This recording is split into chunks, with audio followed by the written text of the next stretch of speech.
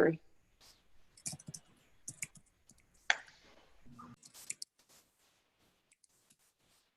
think you're muted, Devyn. There we go. All right, we're going live for the third time. Third time's the charm. Let's see if this is working.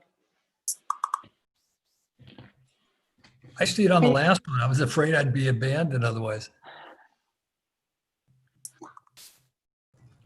How, congratulations. I'm sorry that was quite a dramatic ending to your presentation. We left you with Thom asking huge questions and then just like the Zoom went out. I think I will never forget this moment in my life. Yeah, thank you so much. That was very dramatic, Thom. Basically, asked a question, Zoom goes out, end of review. So anyway, thanks everyone for rejoining me for the third time. I think we're live. Kyle, how's it looking? Yep. Okay. We are all good to go. So it is, I will paste the YouTube link in the chat. Oh, no, I'm not. Can you not hear me? Yep. You can or can you hear you? I can hear you. Kyle, can you hear me or not? Yep. Oh, you can. Okay, we're good. So hi, Ollie. Long time since we've been together. We're just missing, let's see, Natasha. Maybe everybody's here. Audrey's back, yay. Okay, sorry, this is such a kind of dramatic turn of events, but our break was quite productive. We switched Zoom links and YouTube channels and did a whole bunch of stuff. So hopefully our guests out in YouTube land, we have part 2 up and hopefully they're joining us on part 2 now.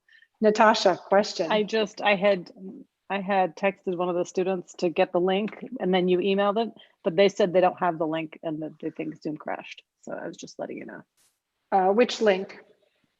The link to this meeting. Oh, okay. Some of your gang. Let me send that out to them. So the link tree that we all sent out has been updated as well. So group J, if they just click that link tree, it should send them right here.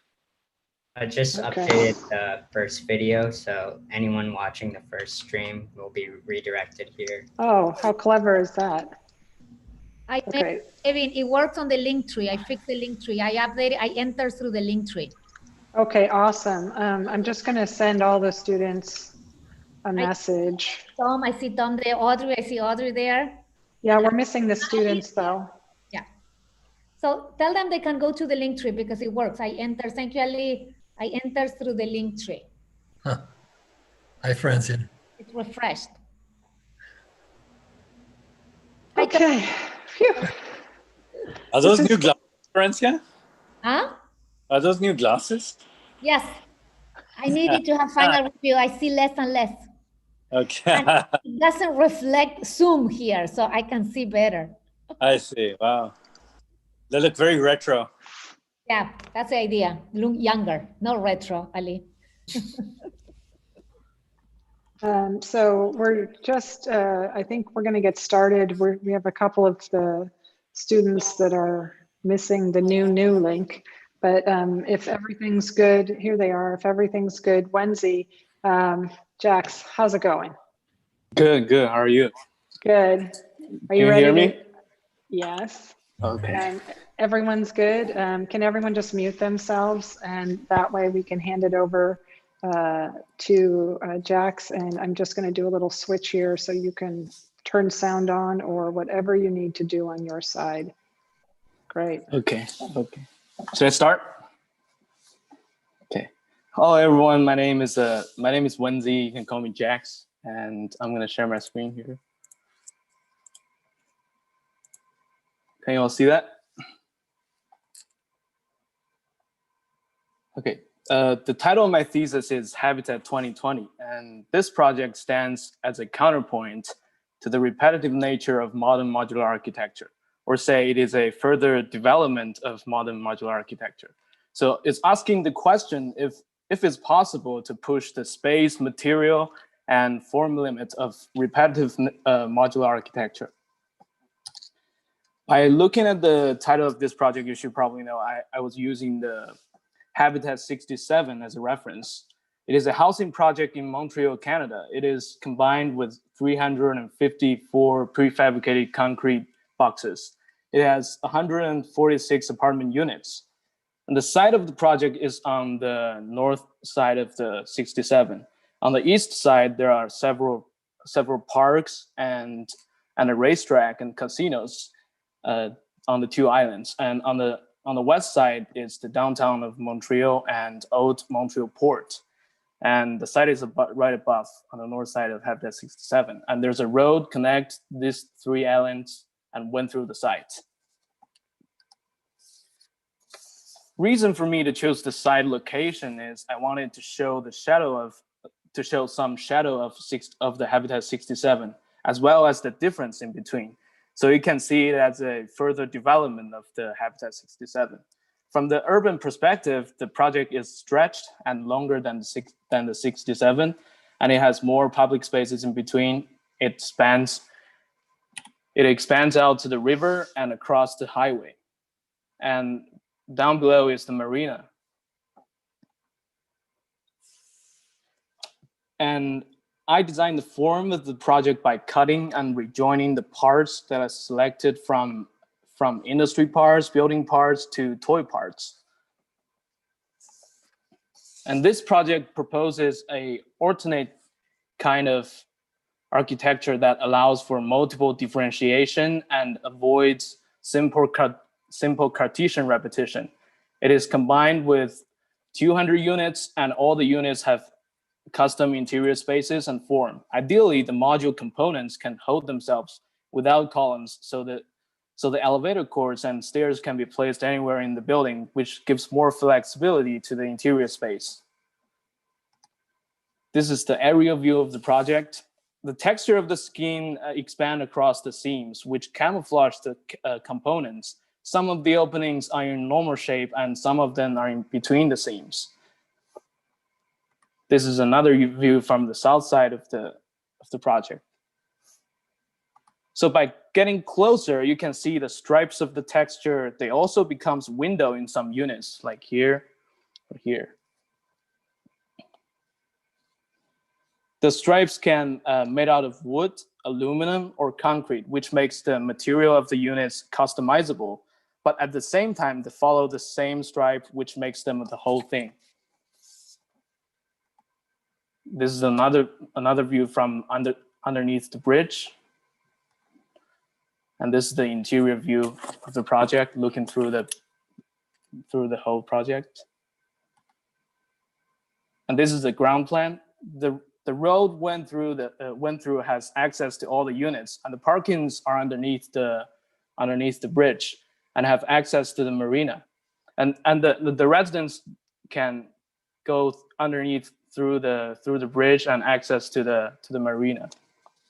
And the carved in shapes here, circle shapes, are water parks for the residents.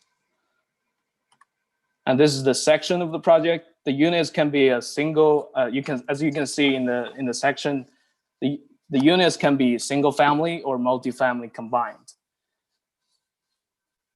And here's the closer view of the section. And finally, I'm gonna show you guys the overview of the project in Miro. I'll drop down the link so you guys can zoom in.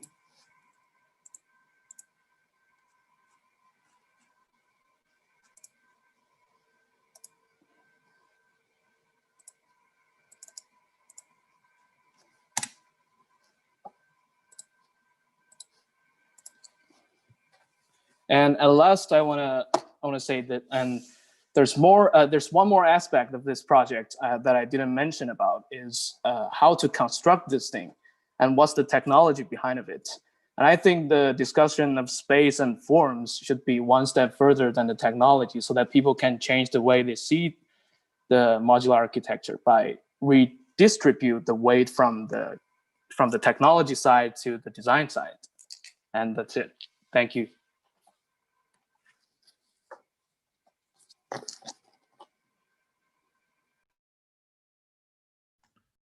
So, so Jack, well, we are looking at the mural. Can you talk a little bit more about how those units are being like organized together? What is the priority in order to put them together? So to put them together, first I selected parts from different industries. I researched on the parts from building architecture and the industry field and toy parts, and then I put the parts in a 10 by 10 meters by 10 meters bounding box, and trying to manipulate them and join them, and first cutting them and rejoin them like a Frankenstein to form the units, and then rejoin the units together onto the site and try to connect them on each side of the bridge.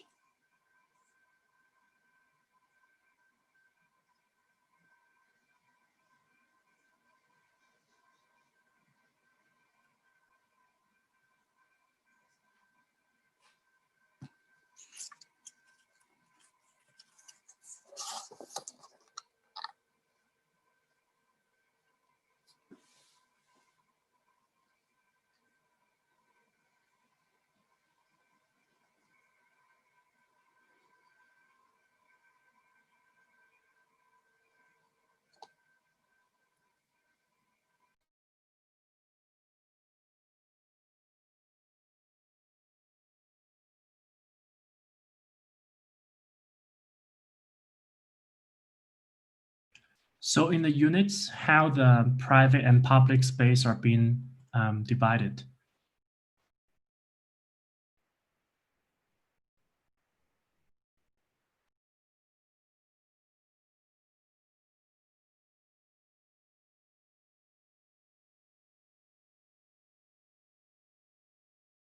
You can see from the render here, like this unit here, they share the same rooftop and access to the unit, this unit here. And some of them, they have platforms in the middle.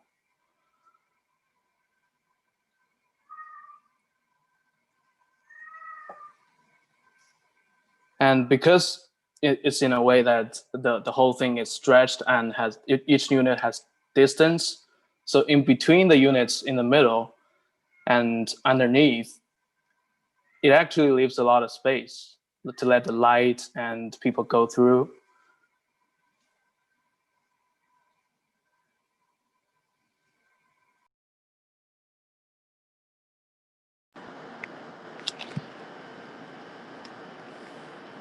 So can you just discuss for me the modular nature? So I understand you've taken industrial design objects and you've scaled them up.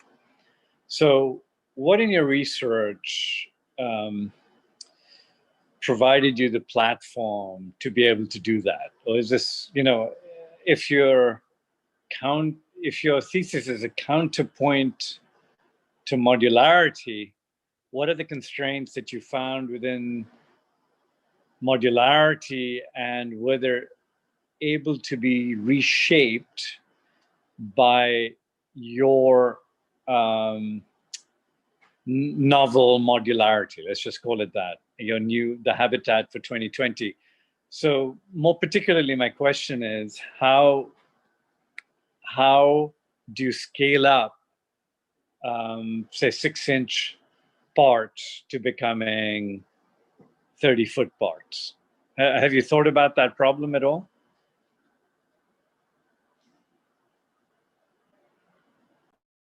So the forms I selected it's not actually the point of this thesis. So it can be any form. The main point of it is customizable. So if some client, like if he's gonna live in the apartment in the future, he's gonna select his own preference of the parts and forms, and it can be added to the project. Yeah, but I don't think that you can necessarily say that, Jax, I think you can't tell a room full of architects and people associated with the field that the form doesn't matter. You have to take responsibility for the forms that you've chosen and also for the very particular way that you've selected.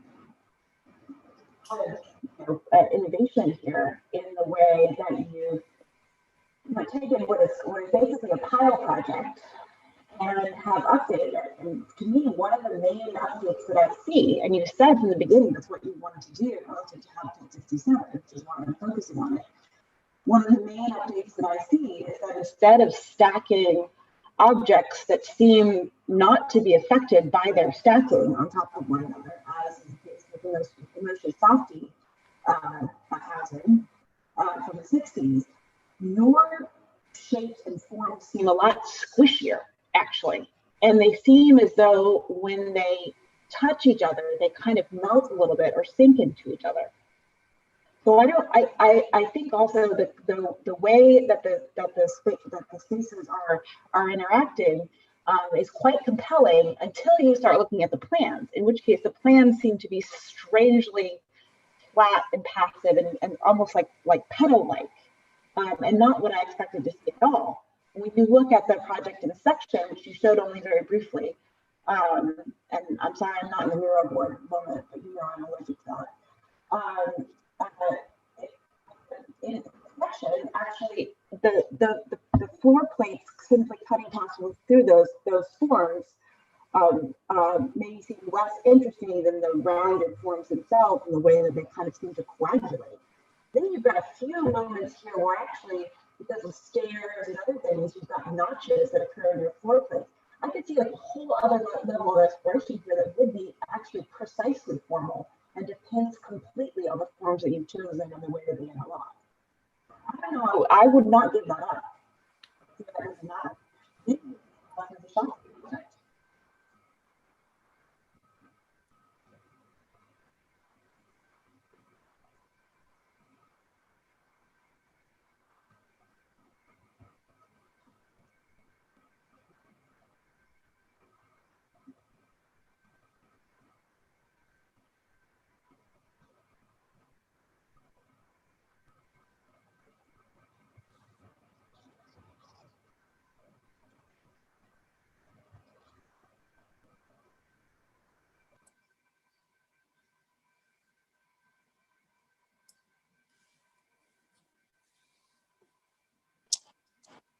Yeah, so if I'm understanding correctly, sorry, it's the incongruity of the forms that come together, that nestle into each other, for lack of a better term, and then have the stripes that they pull them back in a certain way, right? So it makes a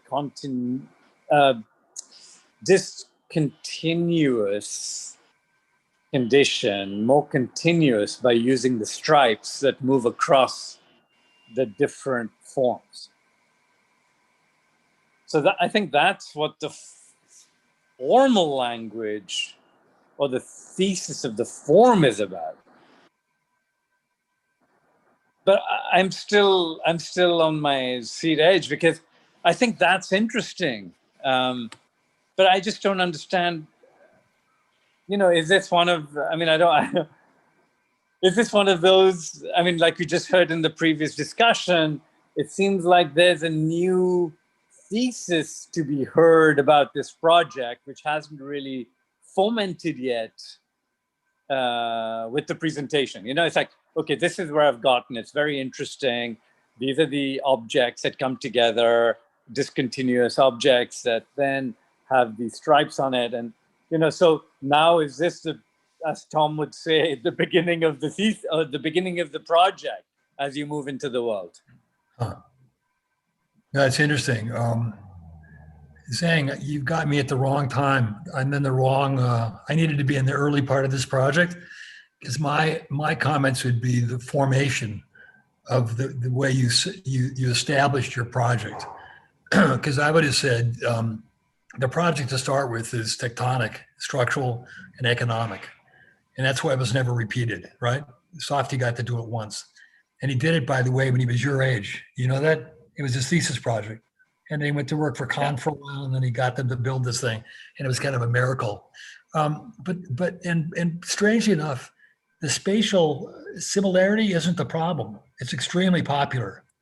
So you've established your own project with differentiation. And I would have thought you could have immediately looked at something like Bofield's Walden 2, because he's doing what you're doing, and it's hierarchical, right? He can develop varied sizes and scales of units, because he develops a hierarchy between the skin and the box and the structure. But it seems like you would have, and my sense is that you saw it as a form problem, a priori, and I would have thought that the form would have come out of your research. And you sense here that you're a very ambitious guy and you're full of energy, right? And your interest is in shaping it, but you don't have the rules of shaping it yet, for me. And again, that's why I'd have been much more useful to you way in the beginning, because I would have tried to convince you to reestablish or to make clear what the project is, right? Because some of it's extremely pragmatic, and it led you to certain other examples that have been built already that do some of the things that you talk about.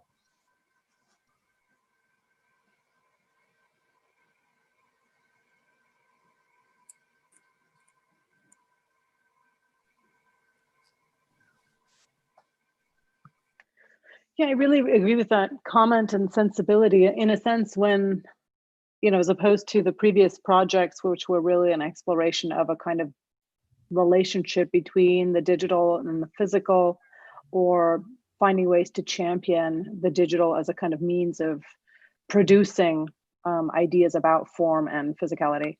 I think where this project is obviously very, very different and not part of the same studio or thematic, when dealing with the kind of built world and projects that have very literal and let's say memorable references that dealt with organization and material and stacking and space and terracing and the relationship between interiority and exteriority, and to begin to look at a project like this and not have those kinds of discussions about material efficiency or inefficiency, or thinking about the ways in which one might begin to translate this into a kind of project about new forms of building, or even looking at the challenges, identifying where the challenges are and how one might in future practice begin to unpack those.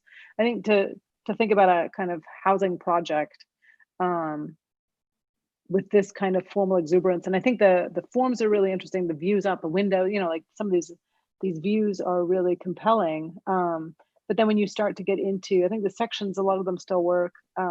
When you do get into the plans, it kind of, I don't remember who said it earlier, the plans start to kind of reveal where some thinking didn't quite happen, because they tend to look like, in a way, the result of a project that's already formed, as opposed to a kind of alignment of organizational material and spatial thinking. And so for me, a kind of built project always, especially one that's so speculative, in a way formally challenging, I think starts to have real legs once you start to think about the kind of construction realities, which is not to say it starts to look like what we can do with our current building materials, but starts to address how we might approach doing something like this, how we might approach thinking about repeatability or the lack thereof, what the kind of broader issues are at large, so that the question of the project isn't about a kind of set of formal relationships, but is much, much bigger, and starts to really address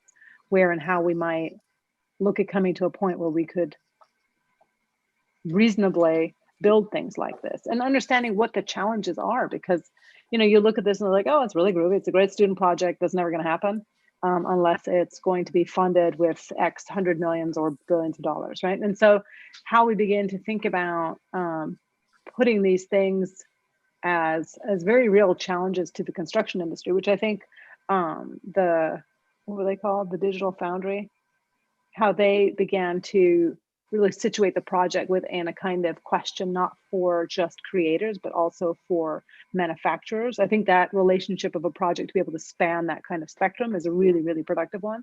And I would have loved to have that kind of a conversation with this one as well, to just see that this is a conceptual project that addresses these ideological concepts and these kind of manufacturing concepts or build concepts, you know, to really understand where the project sits with regard to its question.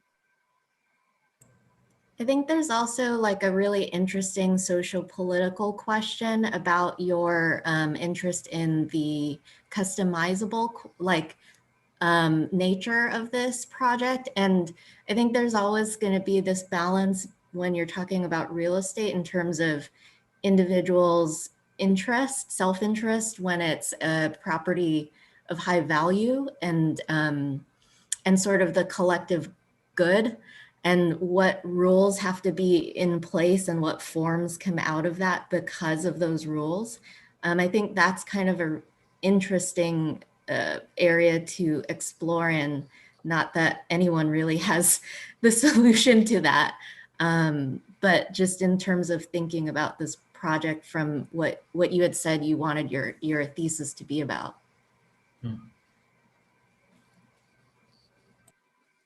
Can I say, based on Natasha's comments, Wang, I think what happened is you rush to shape something. It actually it curtails the serious thinking and the breadth of thinking, huge amount being constructional, that Natasha was starting to talk about, and that the shaping, the forming, is only one aspect of architecture. And in this particular project might be more minimal, actually. It might not be the kind of leading kind of, it might be much more of a result of understanding this problem in large integrative terms, right? And then broadening it, whether it's Audrey, whether it's also challenging the social structure, et cetera. It was a fairly simple, it wasn't Serre coming from Corbusier, et cetera, in terms of the social thinking. And whether you broaden the program, and whether it's in social, cultural terms, whether it's in tectonic terms that lead to the constructional, et cetera, that it would have actually, again, it represented a very different forming of the problem, which would have given you, I think, even a more advanced notion of the nature of architecture and the role of form making, or the formal aspect in this case, its role within the greater problem, and how that role is going to be radically differentiated in different projects. And that's a hard one to learn, I know. And it's something that doesn't happen a lot in the academic world, but that your role is shaping things. So to me, it'd be Tesla, right? When he approached a car, he didn't go to Art Center. They shape things. They're 20 years behind. They have no idea what's going on, right? He started with a broad issue of pollution in the city, urban, understanding that if you produce that car, it'd be 50% of shift of pollution of an average city. And then second to that, it was performance. Right? And it's faster than a Ferrari, right? And it's also, well, vaguely affordable. And he made it out of 1/10 the moving parts. Number 4 is design. It's okay. It's an iPhone, right? It's somewhat neutral. And it's even that is strategic in terms of the market. It's not about, right? Design is already kind of very much limited by a broad strategy that has to do with a 10-year strategy. He'll make a really cool car someday. That'll come 5 years from now or 10 years from now. But it's a complete different kind of thinking that I think would be much more appropriate for this project. And then you get to the shaping and even decide what that means, right? Whether it's a result of this thinking or whether it comes a priori. That make sense? Yes. Thank you. Jax, can you do me a favor and zoom into one of your drawings? Maybe the middle top rendering. That one.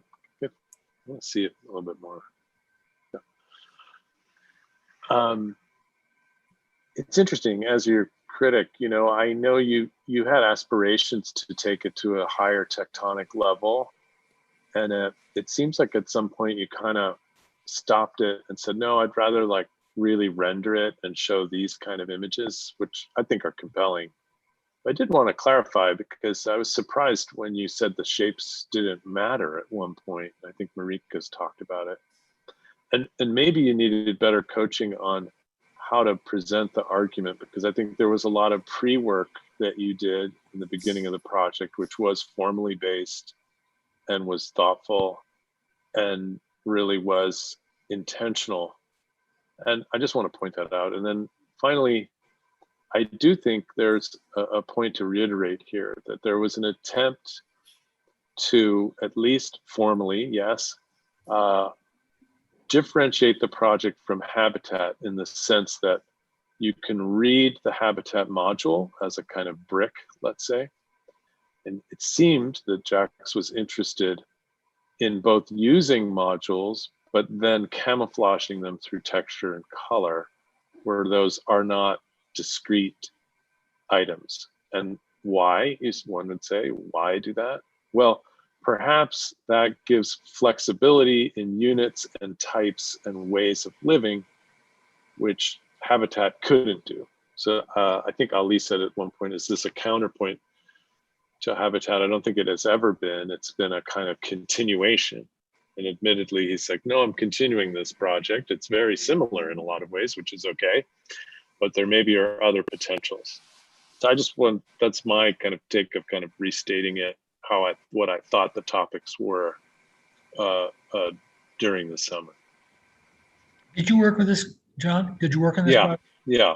Oh my God. He's my student. You went to Syracuse and studied with Werner Seligman? Times changed. That was 34 years ago. I think so.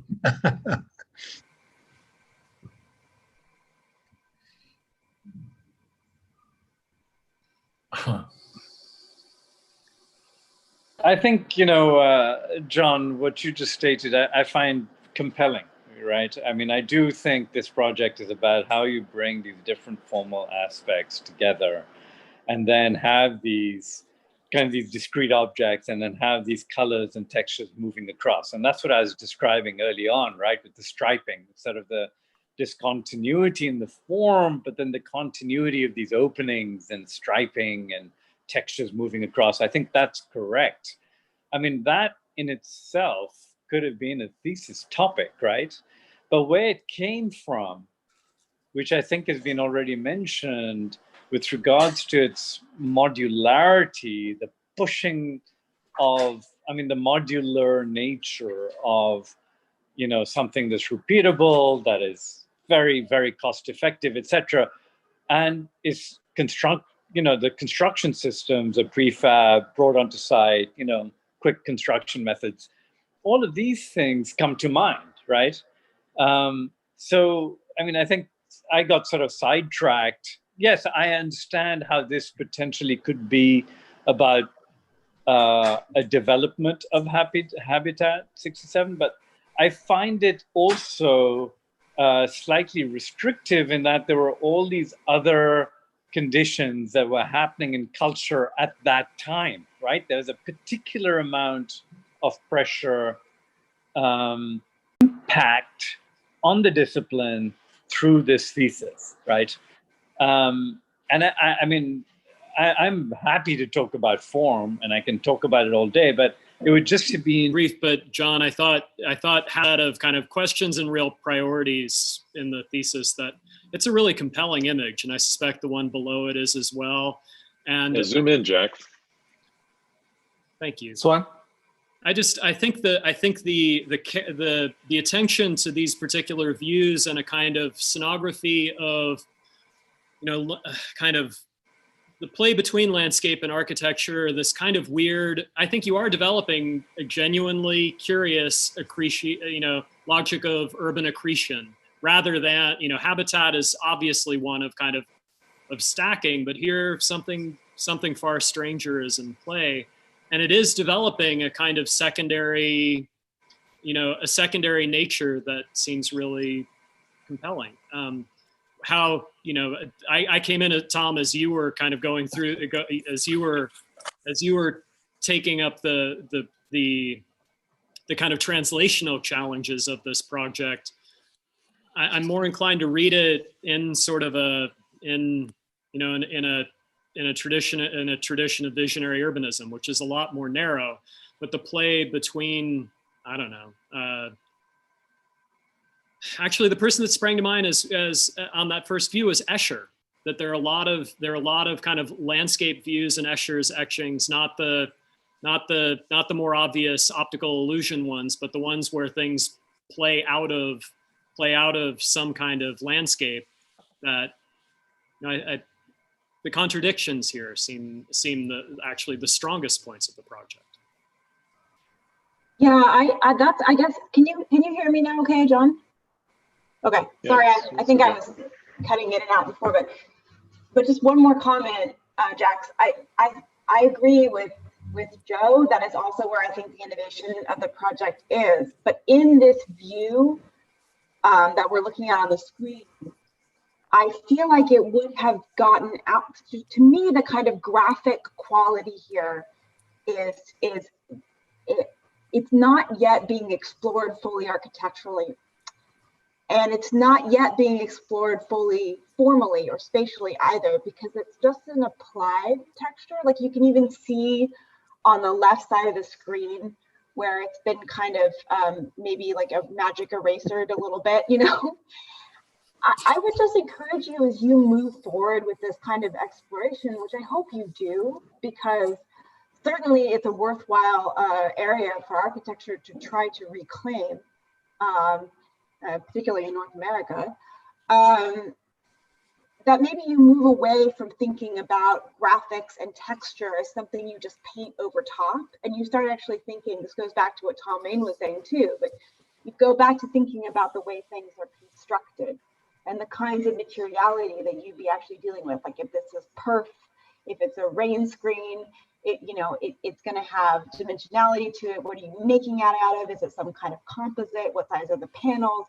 All that stuff would add richness and realism to your visionary project that would push it out of the realm of pure fantasy, which is more where I think Escher lives, which is less interesting, I think, to me, and into the realm of kind of a proper visionary architecture, which gives us an image of how we want reality to be. It's interesting, there's nobody on the Zheng. You've got a exceedingly friendly jury that you should be aware of when you show this to the real world, because you'd be giving architecture no push in terms of its agency. I can tell you that. And that if there'd be anybody that want to talk about this politically, as a political act, as a social act, you're going to be in trouble. Because again, it's going to go back to forming the problem. And I look at the same view that they're fascinated with, and it makes my skin crawl. It's scary. It's frightening. I have no question you have formal abilities. It has nothing to do with that. It's the use of those formal abilities that's appropriate to your obligation as an architect if you see it as a political act. And I'm going to tell you it's not possible to see it without being a political act. And the issues in this time are social, cultural, economic, urban, et cetera. And it's just, I think, for me, it's a challenge of the definition of the problem that you've taken on with this particular type of use. Who's going to occupy this? Hudson Yards is not even close to this, and it's already, did you read the articles about Hudson Yards? A group of made for more rich people occupying Manhattan? You'd have to have that conversation today. It's impossible at this time in history not to have that conversation. In fact, it's interesting, if you talk about being contemporary, it seems like you're very interested in being of the now, of the present in terms of the form. I would encourage you to expand that to cultural, social issues, urban infrastructural issues that would maybe shift or again, reprioritize the relationship for form as one of the elements of you as an architect. Yeah, I agree. I mean, I think that, when Ollie was saying that, what are the issues in 2020? I couldn't help but see this project from kind of a darker, pessimistic point of view where all of the open spaces would be occupied by homeless people. Some of the more rectilinear, smaller units would be affordable housing. And then the only people who could afford the luxurious, bulbous, irregular units would be the ultra wealthy who honestly don't care what the construction cost is for making something completely custom and, hanging on to a tower like a barnacle. I mean, it seems like that is a pretty pessimistic but realistic way to look at, how this thing even occupies a city.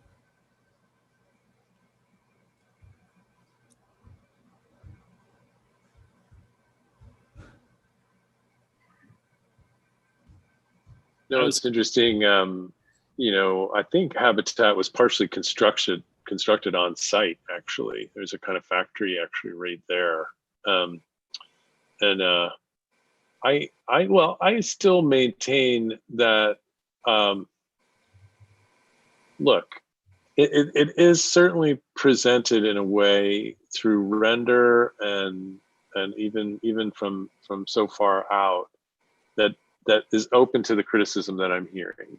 But I don't think it's so far out there that it's ignoring the potential for this to be constructed in a certain kind of way that was not necessarily, it's not social housing for sure, but that there were aspirations, at least in the project. And if, Jax, can you please zoom in on some of these images on the left? Like, this is just, no one uses Moreau on this jury. Oh, you have to assume they're not. But how about the one on the left?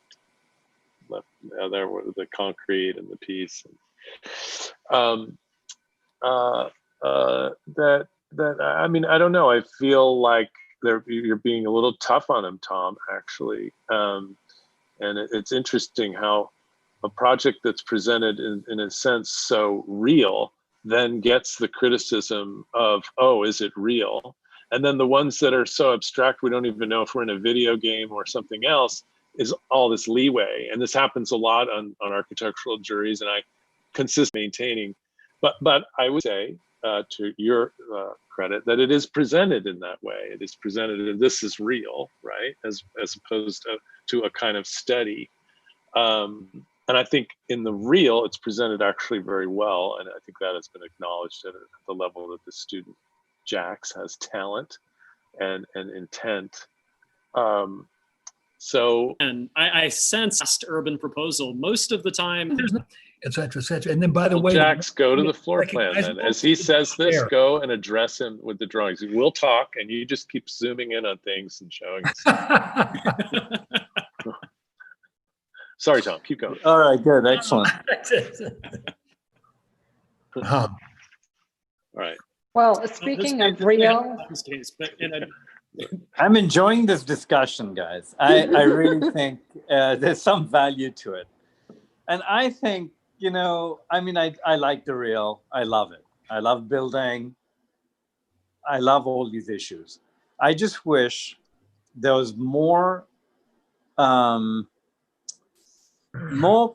just clarity in presenting a way of how this thing was constructed.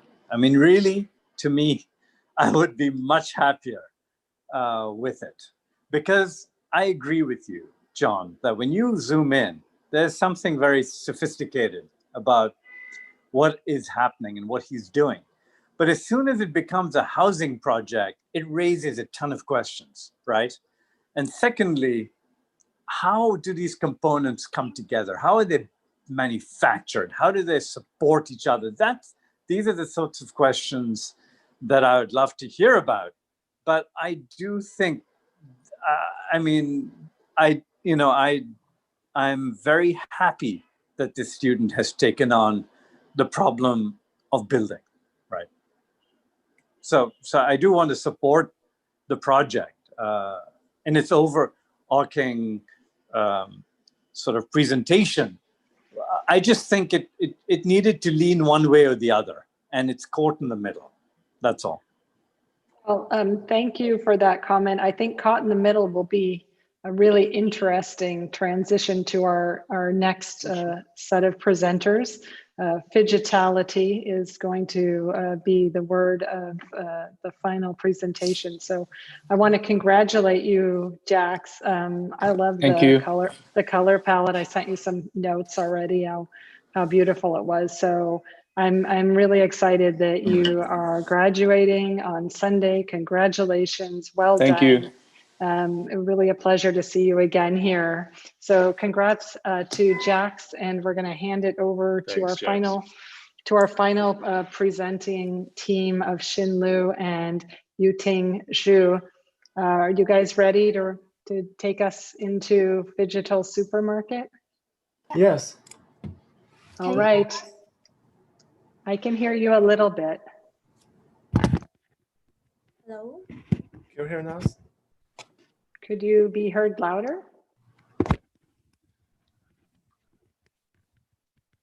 What about now? Okay. Yeah. Thank you.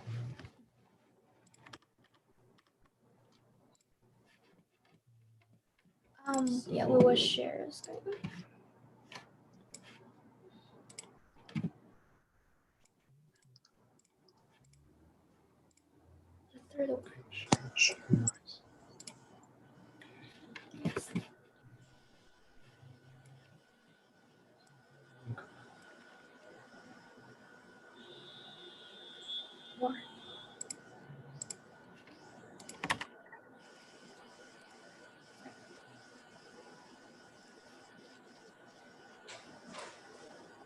Good afternoon. My name is XIN Liu. My name is Yuting. Our thesis advisor is Peter Testa and Devyn Weiser, and our theory consultant is Marika Trotter. Welcome to our thesis, Digital Supermarket, when digital meets physical with playfulness. We're going to present through a website. Here's the link in the chat. We will introduce our thesis concept and development at first, then we will play a video after that. Our thesis is a digital supermarket trilogy. The first one, volumetric video, is the prologue, which we did in Peter's seminar in the last fall semester in collaboration with our classmates. Based on rubber house and volumetric video, we did research on digital techniques. The second one is called digital shopping cart. This miniature explored the ecology of supermarket and cinematic representation as a compressed proof of digital concept. You will be free to navigate by yourself if you are interested in it in our website.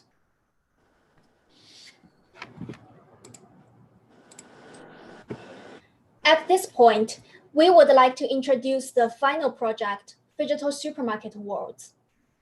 This project initially explored the potential of digitality in the architecture and rethink supermarket through motion to get to the level that current construction techniques may be still hard to make it real, but design can go in advance and expand the imagination and the possibilities in architecture. Now let's go to the research. In our project, digital means an intense combination of physical tactility and digital techniques. We take architecture as spatial interfaces. So digital spatial interface is dynamic, interactive, and volumetric. Then, why do we choose supermarket? We did plenty of research in the early stage, and here are 3 reasons. First, shopping is arguably the last remaining form of public activity. Second, supermarket provides a comprehensive assets library for us to work between physical and digital space.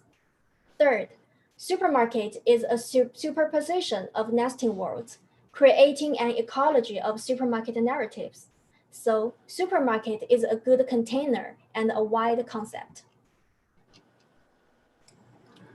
In this project, our strategy is called Food for All. And first, we developed a digital inventory, as you can see here, as design resources, but we don't know what they will be at that moment. These objects, views, visions, and digital techniques are all food to feed later design exploration. We stand for object agency, non-human-centered rules to explore the potential of everyday objects with different status, scales, functions, packaging representations in the supermarket.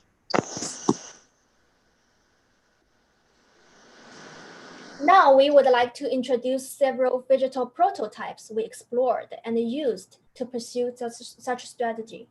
What you see now is the animated package design with 2D motion graphics. All text on the bottom are animated. This one plays with anti-gravity. We did some dynamic simulation. And this one is a personalized room and furniture with dynamic Boolean, as you can see. the table and the space follows the position of the watermelon. This one is divided area in the architecture with light-based materials.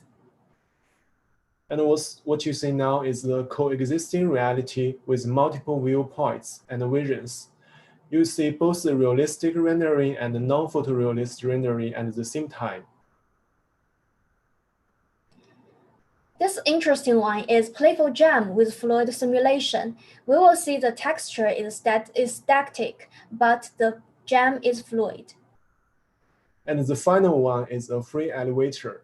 It can be moving in the 3D freely with well-known fracturing techniques.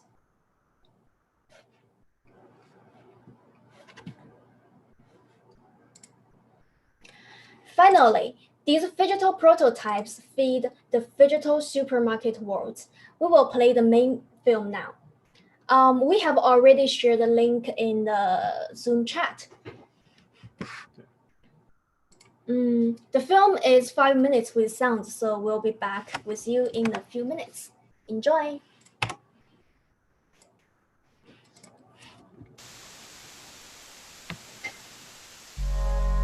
Welcome to the snack bar. It's snack time.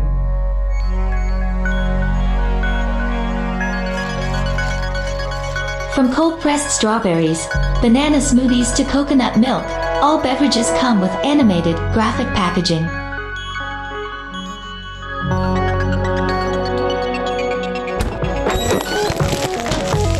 The potato chip fountain is spouting from the puffed food cabinet.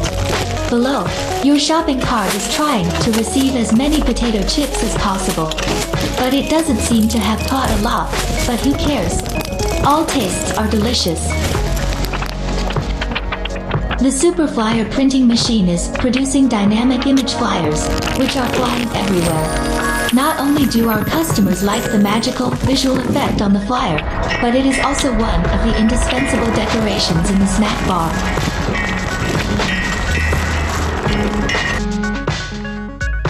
This is our strawberry farm. Welcome. When the sun and shadow move, the area where the sun shines reveals a strawberry pattern.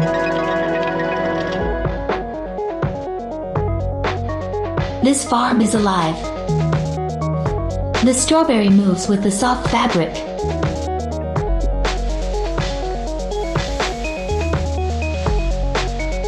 Strawberries can be marinated to make strawberry jam. Strawberry jam can also be flowing strawberries. Soft and organic objects are combined with architecture, textiles, and natural elements.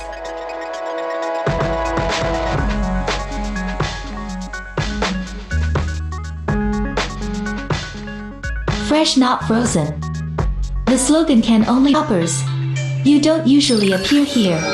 This is the warehouse. Everything you like is on the way. This excellent elevator moves freely in the warehouse by deforming its frames. Any position, any orientation. Shelves and containers keep on optimizing their size to fit any product. We will never store our products for too long. The soft and organic flowing artificial fragments are suspended in the space network. The relationship between these individual microspaces is fluid and dynamic, with future-oriented materials and technologies. What's for dinner? Welcome to Cafe. It is my honor if you like here and decide to enjoy dinner with our forks, spoons, and teacups. Follow me. When you enter the cafe, you can begin to influence the dining space around and customize your private dining table. The table follows character walking, while watermelons follow the table rolling. Everything is under unseen logic. This is a food store. Attention shoppers. When your shopping cart enters the food store, the watermelons will go crazy. Here are 3 possible ways. Round 1. Attention shoppers. Simulate tsunami wave.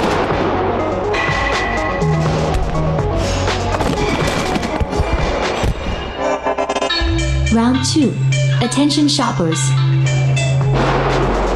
Play direction of chaos.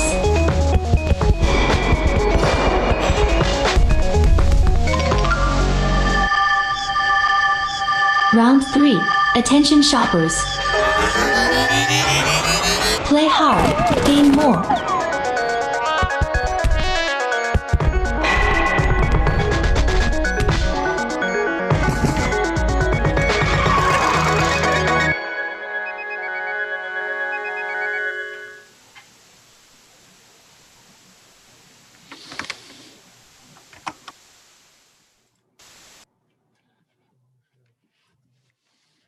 If you are interested in each supermarket world, you can click into each one below this video.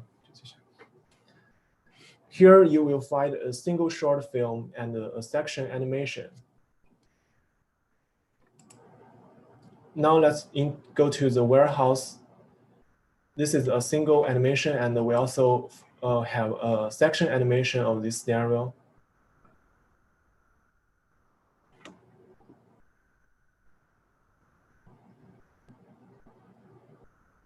It reveals the architectural potential of such everyday object geometry.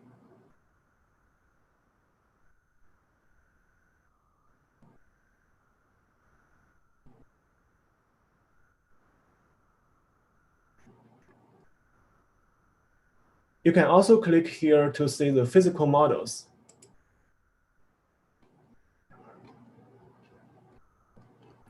These models are made with 3D printing, 3D prints, PLA, and hand-painted colors.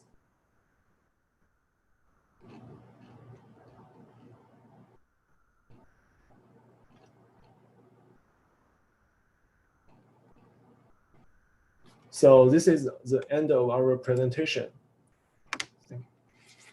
Thank you so much for watching the Digital Supermarket Trilogy. Hope you have fun.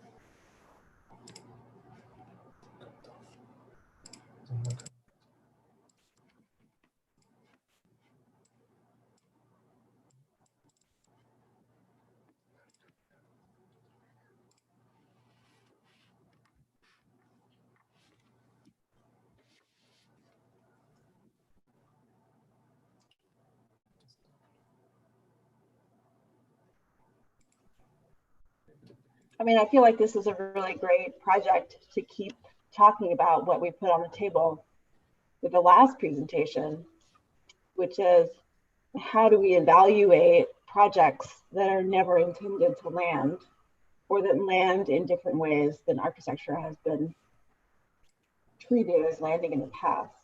You know, so this is no claim here to constructability out with ordinary materials out in the world beyond the screen, but it has a lot of technical specificity and virtuosity within the digital realm. I think that's really fascinating, Marika, but it has a reality within the business world, within strategy and space, and how we might think about blockchain and branding and selling. And so that's certainly something architects have contributed to, knowingly or unknowingly. And I think they're being pretty straightforward about it.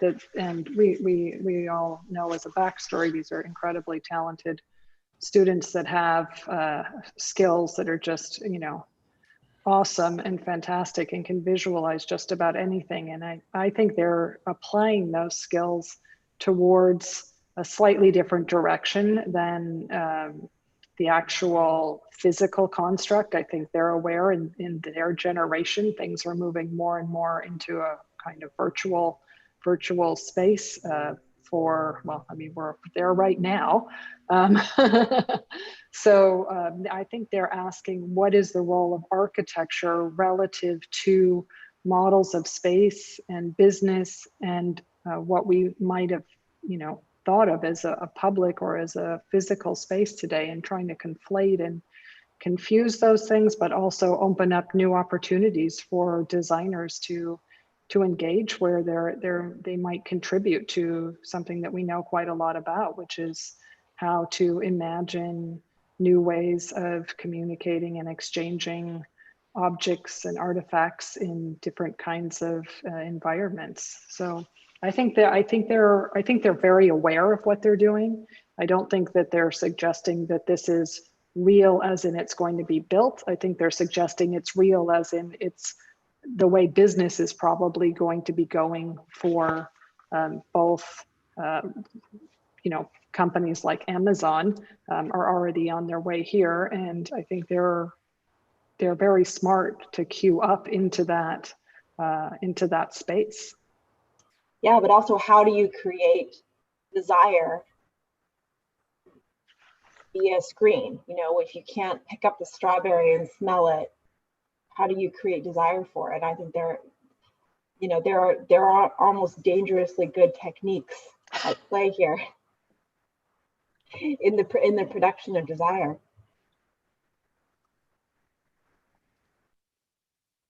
I wonder too, to Marika's point, that I'm interested in Devyn. I am interested in the kind of demographics of audience here. I do think this is a project that has probably a couple of different valences for people that spend a lot of their lives not wanting to go shopping. In any case, I think it's targeted in a particular way, and actually an even more timely way in terms of, I was thinking about the kind of food fight factor to the actual storyline here.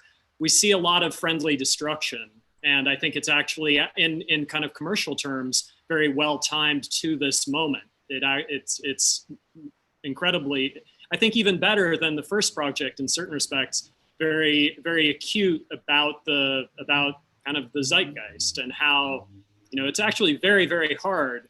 I think architects are almost uniquely, or frequently. I think many of us have entered architecture precisely to enter a field that moves slower than the zeitgeist to be free of it. And this doesn't do that, which I think is really, really a strength.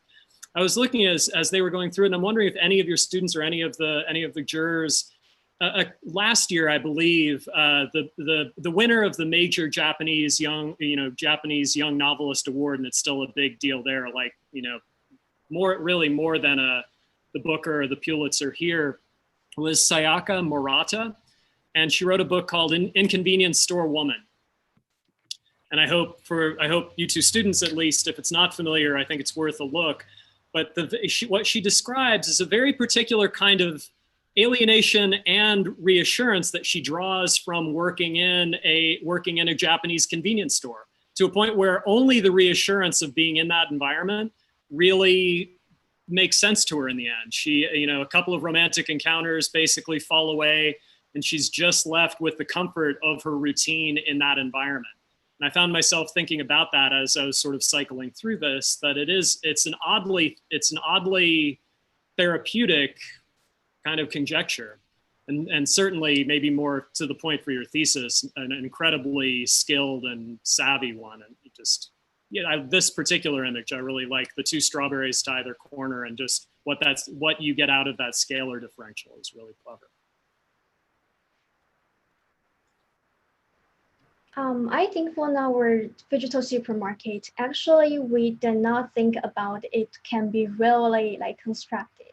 We try to rethink what the architecture can be and what the supermarket can be with the techniques of motion design. And we want to expand the imagination of what the architectural events can happen in this digital supermarket. And we try to find a way to, like Devyn said, to increase the something about the business, and try to not only with the visual things, but also with the some commercial events. Yeah. Yeah. I think the commercial part is also what I felt strong about this project, because this project and the first one, they are both kind of engaging with the problem or the question of what is the idea of phygital, what is in between physical and digital. If we are saying the first one is about materiality, but this one is more about an exchange of the information of the commodities to the user experience by merging these two kind of very different aspects together, in order to bring in a question of how architecture can start to engage with the problem of the program, because such as Amazon warehouse or Amazon Go, which is a kind of cashier-free supermarket. The supermarket is something that architects, like it's very hard for architects to engage with such programs because they are kind of established or fixed by a certain logistic or a certain user experience workflow. But I think this project kind of start to open up the gate of how we can develop a new kind of toolkit to start to engage with programs like supermarket or restaurants, which is culturally important as well as contemporary. Through either like motion or simulation or this kind of storytelling, we can rethink about how this can be, how we can use our knowledge as a tool to engage with these kind of cross-disciplinary questions. Yeah, I totally agree with you, Kaiho. We think the supermarket here is not only like a big box supermarket that our architecture cannot engage in much.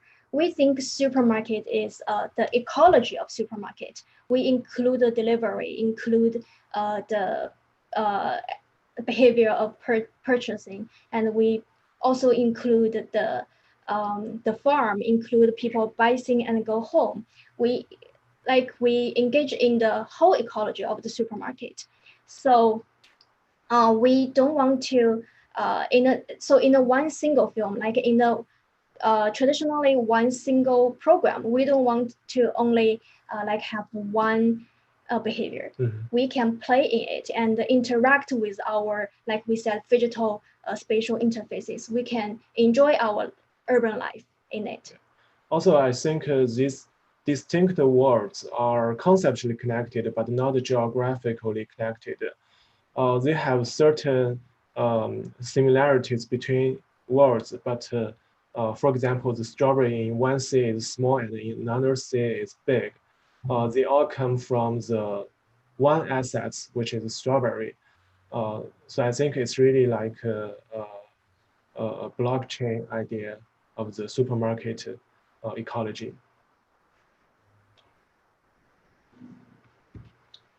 Yeah, I think what's really successful about your video is that I'm completely lulled into this like passive consumer mode after watching it. Like it feels very soothing in its eeriness, and I want to like be able to experience, like to have that strawberry, which is a very, I think, hard thing to do in terms of branching into this virtual sort of consumerism where you can't actually have something physically. It's pretty interesting. Thank you.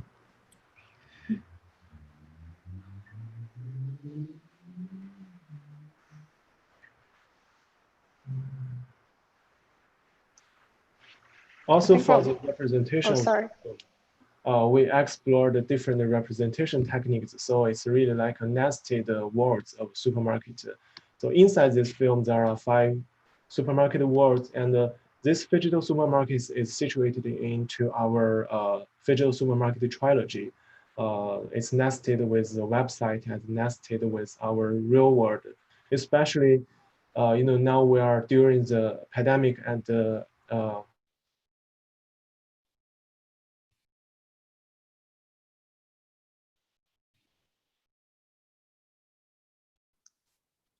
I think you've muted. I was wondering, have either of you seen Disney's Fantasia? I was gonna go. Oh, sorry. Pardon? Sorry, I was asking if either of you have watched Disney's Fantasia. It's an animated film from the late 50s, I think. What reminded me of it was the way that you're casting your figures that are composed out of fruit or shopping carts or whatever. There's a kind of rabid anthropomorphism in Fantasia that's really great. There's a sequence of it that's based on The Sorcerer's Apprentice. That's brilliant. I think your project is kindred in some really wonderful ways. If it's not familiar, I think you'll enjoy it. Yeah, we're thinking go ahead. I was thinking the same thing, and I was also thinking about even that film's place in the history of animation, because it was really groundbreaking at the time, and probably it represented like a certain manifestation of the hand-drawn cell Disney studio. There was a lot of money put into that movie. It was a kind of pet project by Disney, right?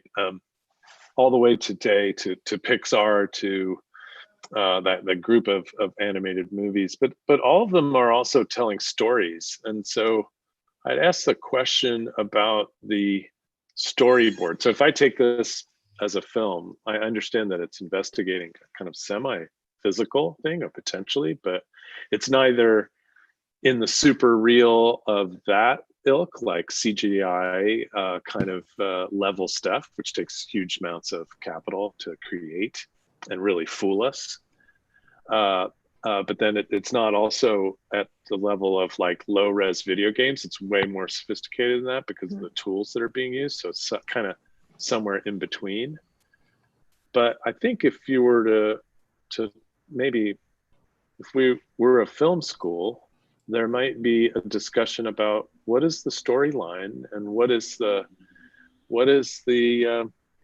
plot to the movie. I mean, I'm all for watching film. So is it, and I think there's many ones that are kind of personal, having to do with things like this, with the watermelon, and ways to react to potential products that we would virtually purchase, and maybe a playfulness. But wouldn't that be seemingly like, if the last project was falls short in a kind of social way because it's purposely put forward as a built thing that's possible, and we would then criticize it that way, then this one that retreats to the cinematic, wouldn't we look at it from that standpoint then, as a bunch of filmmakers would, and say, well, what is the story and what is the emotive response that we get from these things? I would just propose that that's how we would look at it. I think for the cinematic representation, for this film, we can talk about both the story and the cinematography. So for the story, it doesn't have a certain character throughout all scenarios, but from the snack store to farm to warehouse and to the end of the film, there are exchange of the identity of the main character. For example, if in the previous scene the main character is strawberry, then in the next scene, the shopping cart is the main character, which appears at the background of the previous scene. So this promotes the exchange of identity, material representation, and all these attributes. So in terms of the cinematography, as you can see, all this film, all cameras are only static or attached to certain objects. So it reminds me of the live painting. So for each composition, we need to compose like a specific angle, and only the objects are moving, or the camera is attached to moving objects. So at least there are something relatively static with the camera. And this is I think- really inspired by the Roy Anderson and Gregory Crescent. Yeah, this is actually like a live show in our supermarket. Like everything is happening at the same time, and our cameras, our like 60 cameras shooting in the ecology of the supermarket. Then we edit all of these footages to show this film to you. Yeah, I like this question, John, because I think it's really something that can also, in a way, connect to architecture today. I mean, we've had a lot of thesis projects that are cinematic or event-based, but what I think that is super original about what they're proposing and what they're working on is that they are saying that there's a whole series of simultaneous mini stories. And that's what they keep referring to when they say the ecology or the food for all, and that each of those stories is happening simultaneously. And that there was a lot of discussion with XIN and Yuting about whether or not they should present all of their stories simultaneously on some kind of a split screen.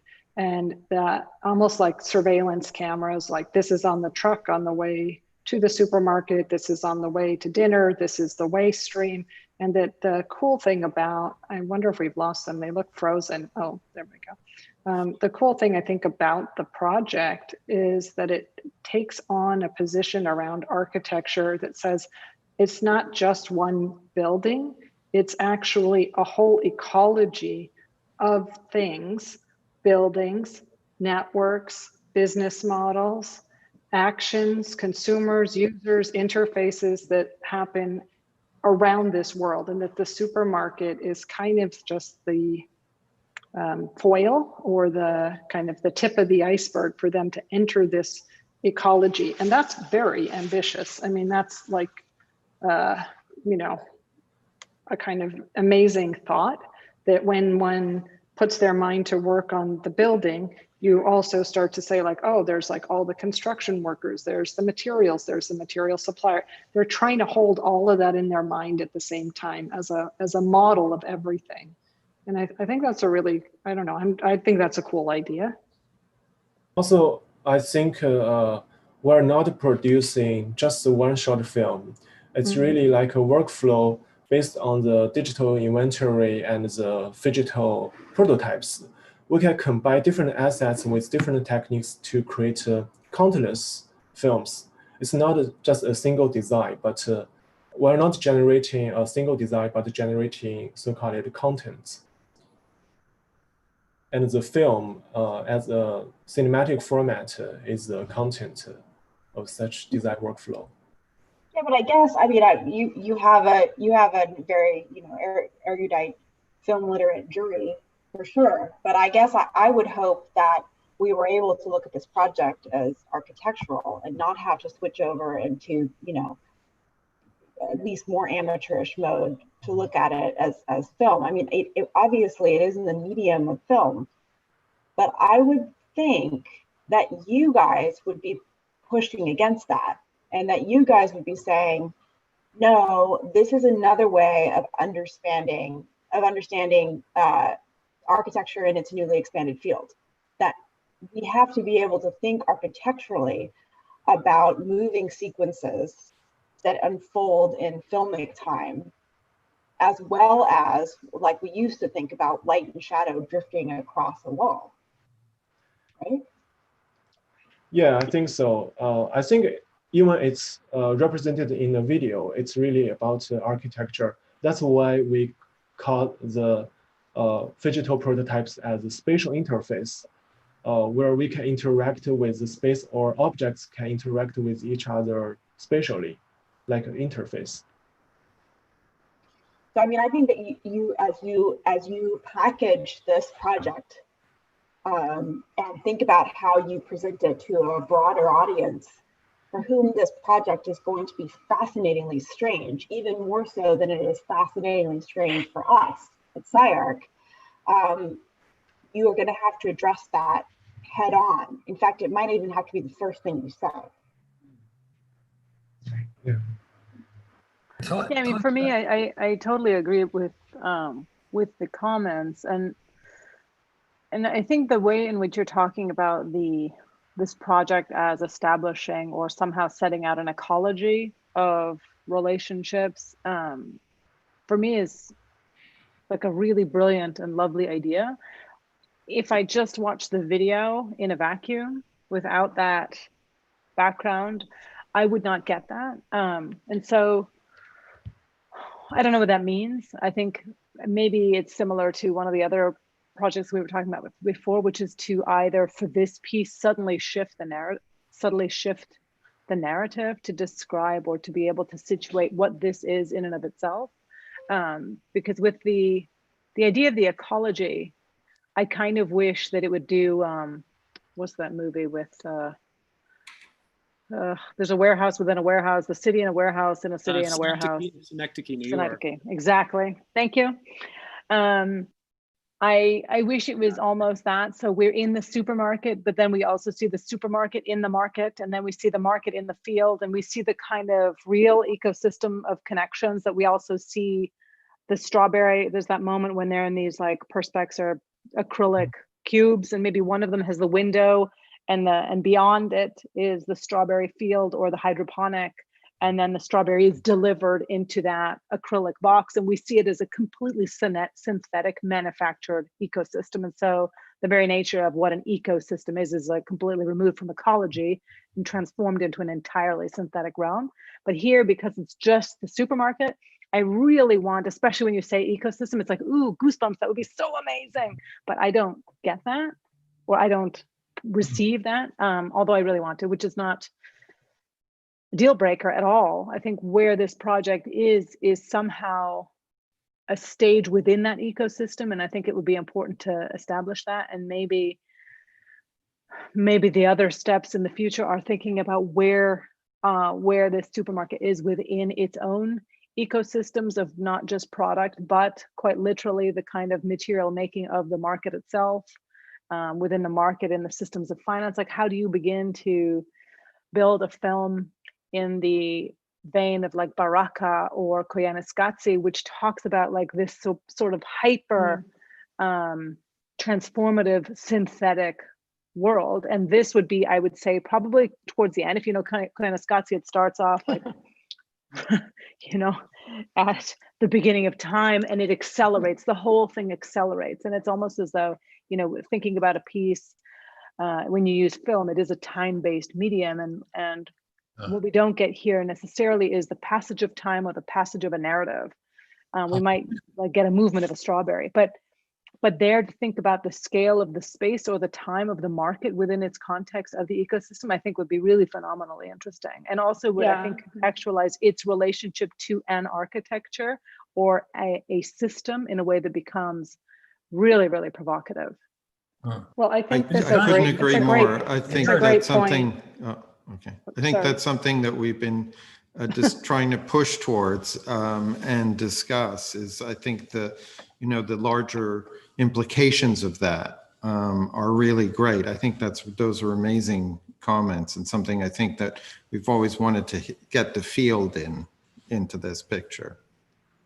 Right, and I think that at this point, I mean, I was saying to Natasha in the chat that there's a kind of imaging over imagining, and I think that that's at this point, you know, quite a lot to ask in a 3-month period. And I would say that the imaging is inspiring this level of imagining, and that is already an incredible achievement. And the technical feats that are happening behind the scenes here are not to be underestimated. I mean, these two students taken together with all the physical models that we haven't talked about, it's just an incredible and spectacular amount of production and provocation towards these ideas. So I hope that they'll kind of grow into and appreciate the conceptual side.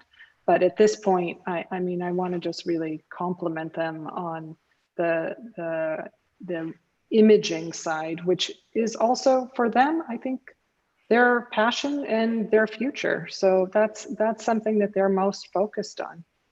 I think Thom had something to say, and I want to hear it. But Just briefly, I think there is, Marika, a way to tie this to a specific architectural conjecture. And the longer I watched this, the more I think it has to do with a very typical project of the last couple decades, which is kind of dense, multi-story, multi-use development. These supermarkets that we're talking about here would be wedged under a building doing other things above, as there's a passage in the film with the mobile matrix of kind of the superstructural spaces. And I really do think, it's a long way from Venturi, but I do think they're basically taking up a traditional question of commercial retail architecture, how we make sense of it, how we vary it, how we sell it. And I think it's actually quite clever and disciplinarily focused, in that sense. And frankly, those multi-use developments that have become a huge part of practice really don't have enough discourse to go with them yet. Yeah, I love that. I can totally see that. And I think that's a super, amazing point. That's their focus, but I hope that anyone who's listening on YouTube will just bookmark that, because if you guys choose not to develop that idea, I sure hope that other students will. Well, both of those points, Natasha's and Joe's put together are super, super things for you guys to hold on to and think about going forward. Any final comments? We're over time, but I think that we just want to maybe wrap up with a couple of comments and congratulations. As I do want to congratulate you on the amount of work that you've done and the way that you've worked together. I really admire the way in every review I've seen you guys do. It doesn't matter what gets thrown at you, or like in this case, all the luminaries gather to look at your work. You own your reviews. You're incredibly articulate and determined about presenting your point of view. And so not only did you produce beautiful work, but you also really command the discourse around your own project. That is wonderful and remarkable to see. Congratulations. Okay, I think it's time to check out, and I'm going to try not to give too many of my clever shopping remarks. Congratulations, XIN and Yutang. Really, a really beautiful, beautiful presentation. And thank you so much to all of our jurors for bearing with us through our triple play today. An incredible discussion, really quite fantastic. I couldn't have imagined how today was going to turn out, but it just really, really, I think, blew us all away with the comments, critiques, and presentations from the students. So thank you, everyone. We're very, very appreciative of your time for Zooming in with us. Thank you to everyone out there on YouTube, and a big congratulations and happy graduation on Sunday to all of our students. Just a remarkable job during this quite unusual circumstance in summer. So thank you all. And I also want to echo that and thank the jury. This is a really remarkable panel this afternoon. And really, really memorable. Thank you very much, all of you. Thank you so much. Congratulations to all of you. Thank you, everyone. Thank you. This concludes Group J. We're signing off for real this time. So thanks, everyone. Be well. Checking out at the checkout counter. Thank you, guys. See everybody tomorrow. Bye. Yes. Thanks. Yeah. See you tomorrow, John. Yeah. And there's a 6 o'clock party too tonight. Oh, great. Everybody great. that they should Yeah. go into. I think I heard about. Yeah. Thank you very Thanks, much, everyone. Bye. Congrats. Thank you, Joe. My pleasure. Thank you, Bye, Natasha. Kaiho. Pleasure. And We'll Zoom students who later. just left. We'll Zoom later, Kaiho. Rocked. Bye. Thanks, Awesome. Joe. So good to see you. Awesome. Beautiful. Okay. Thank you Congrats, very Hal. much. Yeah. Bye-bye. Take care. Bye, everyone.